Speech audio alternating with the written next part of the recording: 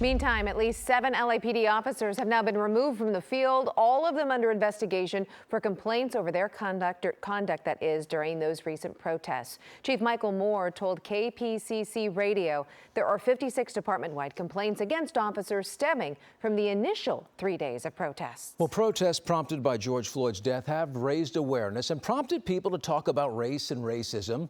But what's the best way to start a dialogue? Licensed marriage and family therapist Lisa Lichtenstein joins us once again this week with her thoughts on the topic. Thanks for being here again this morning, Lisa. My pleasure. You know, some people, we're all talking about this now, clearly, but it may make people a little bit fearful of bringing up the topic of racism right now. So let's face it, there's a discussion that many of us need to have. How can people take that first step if they're not that comfortable with it? Yeah, so I think in order to be comfortable or tolerate the discomfort, just start where you are.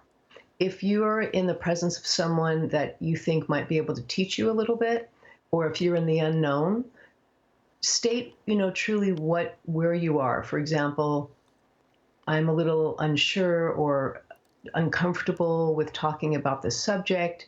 Would it be okay if I ask you questions? Don't assume that any person wants to educate you, right? There's actually different organizations that can teach us as well, and books. But ask if it's okay. Would it be okay if I ask some questions? I'm unclear about certain aspects. And whatever their response is, you want to respect. So be honest. There's no shame in the unknown, and that's how we actually grow and learn. And Lisa, how can people be more aware and avoid landmines like stereotypes and assumptions? Yeah, so I think that the landmines are another way to say that we assume. And when we assume, we're usually assuming, for example, that we know what another person is thinking or what they're feeling. All we really know is about a person's actions.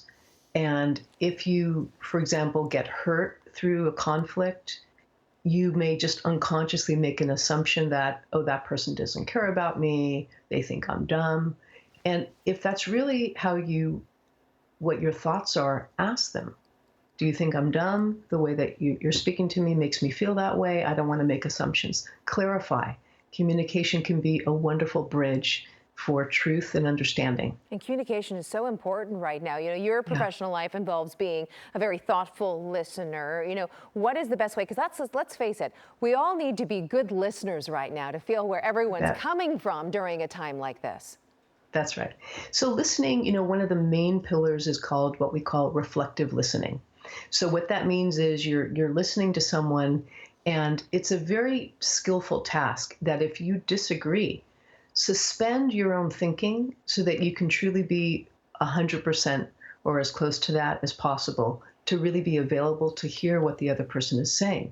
And you want to listen with empathy, because it's not as important if you agree. It's important that we understand one another. Reflective listening, for example, would sound like, I really hear what you're saying.